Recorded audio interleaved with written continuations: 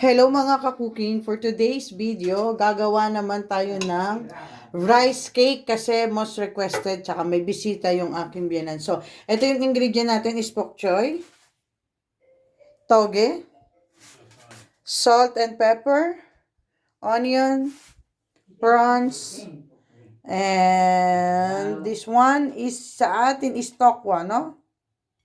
And ito yung rice cake. So, then toyo and cooking oil. Ayan. So, i-start natin siyang i-cook. And mainit na yung ating mantika. Maglalagay ng konting oil. Bueno.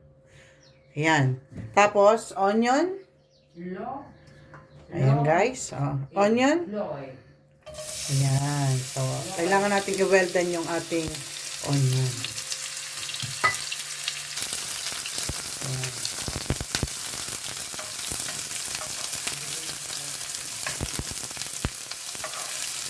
Lagay natin yung onion, no? Guys, ayan.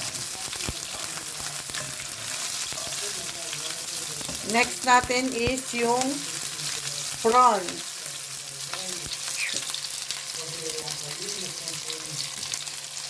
Ayan. Okay? Ayan. Ayan ang ating next, diba?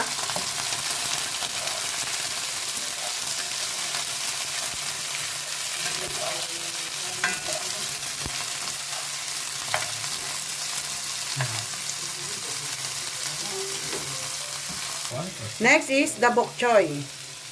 Ayan. Bok choy. Wow.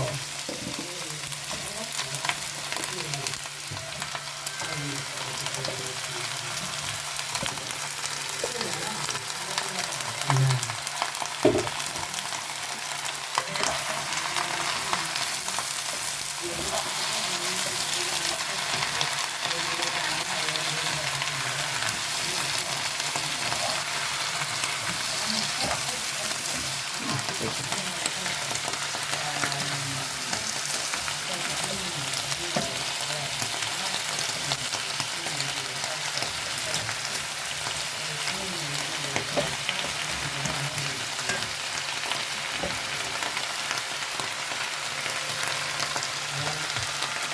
Ayan guys, so ito yung ating bok choy, no? Ilalagay niya dyan. After nyan, mga 5 minutes, ilalagay naman natin yung toge. Ayan guys, naluto na yung ating bok choy. Next, isusunod natin yung toge. Ayan, ayan yung ating toge. Ayan na yung ilalagay natin guys. Okay?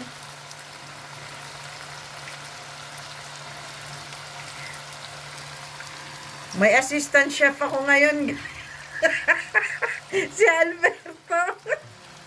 Si Alberto yung aking assistant ngayon. Oh, di ba? So, siya ang ating assistant for today. So, ano natin. Ayan. Assistant natin siya ngayon. Kasi favorite niya yan eh. Rice cake. Oh, di siya ang paglutuin natin, di ba guys? Oh. Ayan. So, haluin muna natin.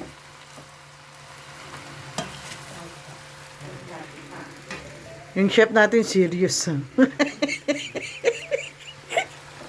Ay, yung chef natin serious, oh. Masyadong seryoso yung ating chef. Ayan. Oh. And then, later, ina-next natin yung ibang ingredients. Yan, guys, dahil ito na yung ating gulay, no? Sunod natin yung tofu, yung tokwa. Ayan. Ayan yung tokwa. Pinrito ko na siya, guys. Ako na yung nagprito. Ayan. Tapos, salt and pepper. Ayan.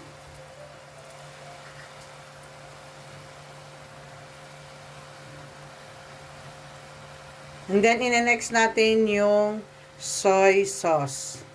Ayan. 4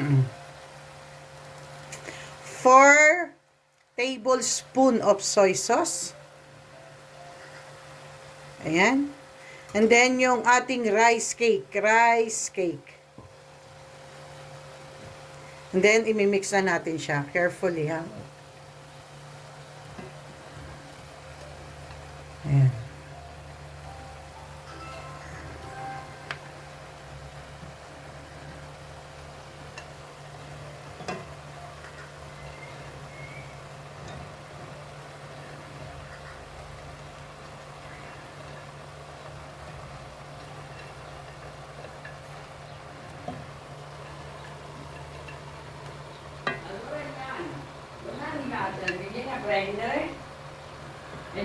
Ayan guys, ngayon imimix na natin siya. Dahan-dahan. Ayan. So, ito yung ating rice cake guys. Ayan. So, mamaya pa tayo maglalagay ng water. Later yung water. Ayan.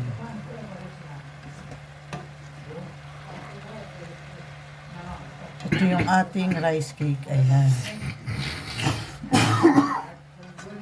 Huwag kayong mag-alala guys, malayo si Alberto sa niluluto natin.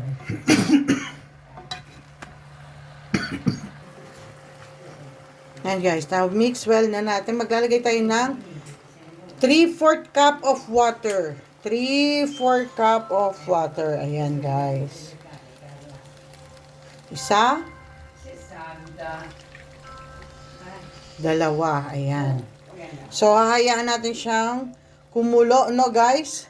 Tapos maglalagay tayo ng dark sauce. Amo, dark soy sauce, amo. Dark soy sauce. La soya. Questo è leggera, questo è scuro. Dammi un cucchiaino. Cucchiaio lì. Dammi quel cucchiaio. Dammi, buta na. Ayan guys, so ito yung dark sauce. Ops. Basta. Ayan. 2 tablespoon of dark soy sauce. Ayan guys. So, hahaluin na natin. Tieni così amo. Così. Ayan guys. So, haluin natin siya no guys. Ayan.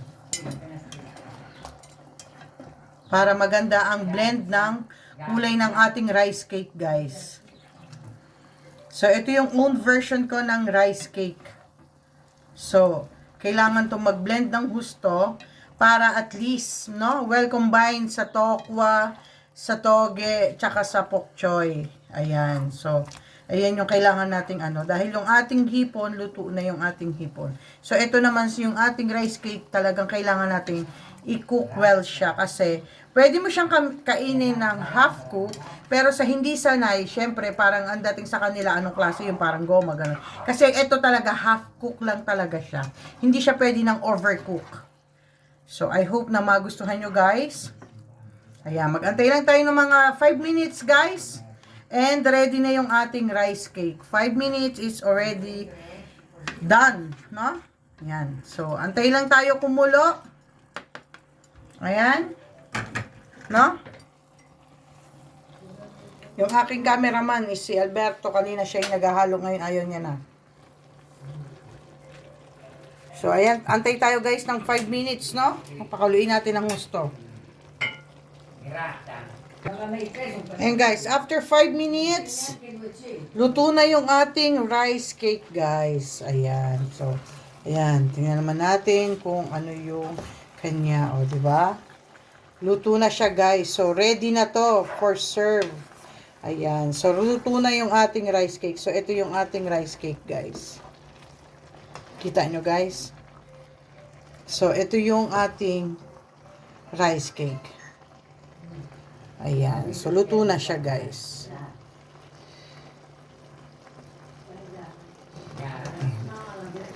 So, I hope na nagustuhan nyo yung ating small simple recipe of rice cake. Ayan.